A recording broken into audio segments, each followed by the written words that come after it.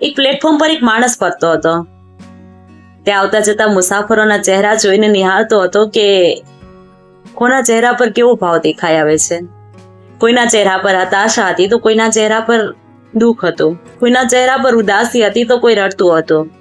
આ બધા જ ભાવો એકી સાથે તે નોટિસ કર્યા કરતો. અને એક દિવસ બીજો એક માણસ આવ્યો જેના ચહેરા પર આવા કોઈ ભાવ નહોતા.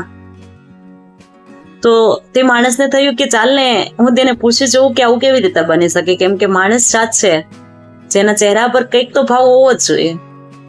તો તે માણસને રોક્યો અને તેને પૂછ્યું કે હું અહીં દરેક માણસને જોઉં છું, દરેકના ચહેરા પર કંઈક હાવભાવ હોય છે, જ્યારે તમારા ચહેરાને જોતા મને એવું લાગ્યું કે તમારા ચહેરા પર કોઈ હાવભાવ નથી. તો પેલા માણસે કહ્યું કે એવું કેવી રીતે હોઈ શકે? તો કે આ વાત હકીકત છે, કેમ કે હું જે રીતે નોટિસ કરું છું તે જોઈને મને